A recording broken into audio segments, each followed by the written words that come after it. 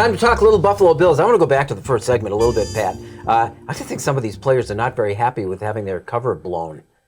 It's going to happen. I mean, these unvaccinated players were largely unidentified, and when they start popping up on these lists, it's like you were saying before, Star Lotulelei is kind of a surprise. Yeah, no, I mean, look, Star Lotulelei opted out of last season because of his concerns with COVID. He mentioned how his wife is an emergency room nurse, if I'm not mistaken. And then, yeah, it turns out that he's not vaccinated. I mean, look, I'm past the point of thumbing through and seeing who's doing what, right? Like, it's going to happen this way, right? This is just how it's going to happen. So let's play football home for the best, I guess? Yeah. Well, look, the preseason's behind us.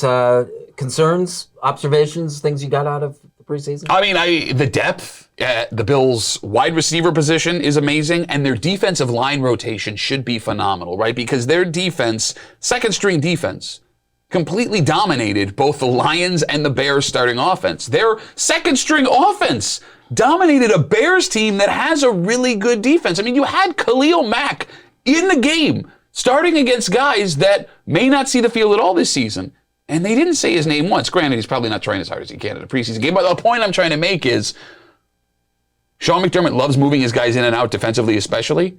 He's going to have the opportunity to do that and not lose too much when it comes to talent, it looks like, this season. I was a little bit worried about the Isaiah McKenzie injury during the practice. I think it was Jordan Poyer. I think it was a sort of a blindside hit. I'm not quite sure exactly what happened, but he was out for a while. Then Brandon Beane said, well, we'll reevaluate him later, which doesn't sound too good. I think it's the fact that you have sort of these practices. You don't want to get anybody hurt. I get it. I mean, Josh Allen, I was like, come on, play a little bit. But no, I'm like, no. Let's just get into the season starting right. You're right about that, Duffy. Yeah. I think the more important thing is how many running backs came in earlier this week that they tested at the position? I think it was 4. Okay. What's your point? My point would be, why are you testing running backs before the last preseason game? I do find it strange because Singletary looked really good. I mean, both of them. I mean, Zach Moss has only touched the ball a couple times because he's recovering from an injury. You still have Christian Wade, yes. The Brit, who has been on the practice squad for the last 2 seasons. And then Matt Breida.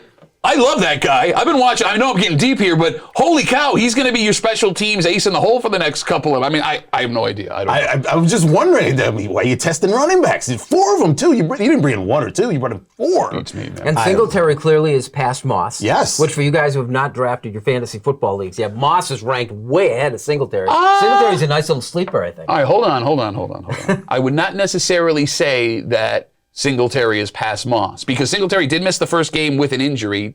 It could have been they were working him back in on the second preseason game against the Bears. It wouldn't be shocking to me if, as great as Singletary has been playing, he's splitting carries directly with Zach Moss when it comes to opening day. 50-50. It's possible. Well, that's what teams are doing these days. I mentioned earlier the depth chart. I think it's a great idea. Bring in 4, bring in 5, bring in 6, because you never know if you might need them throughout the season, even though I think you're pretty better at running back this year than you were last year. Look, and the last thing, the Bills, his name escapes me, I know he's from Washington, brought in a wide receiver this week, and you know how people get. Mm-hmm. Does it mean anything? No, I don't think so. I think it has more to do with the injury to Isaiah McKenzie, and the name is escaping me, but the Bills' 6th-round pick, he's also a wide receiver. Isaiah McKenzie's their returner, both kick and punt. This kid, the 6th-round pick, returned a punt to the house, and in that play against the Bears, injured himself. I think it has more to do. They brought in a couple of return specialists this week, just someone to return punts in the final preseason game, and just in case opening day, I think we should be okay. And a little cannon fodder, maybe. I mean, you need these people at practice. Yeah, that's why you have 3 and 4 quarterbacks. I am feeling a lot better, though, about your stadium. Did you hear what Roger Goodell said? He said, basically, we got to keep the Buffalo Bills in Western New York, and has ties to it. So now he's basically tied to keeping them there. It only cost you $1.4 billion. I said it the other day. I'll say it again. They're not going anywhere. This stupid dance. Just pay half and let's go home.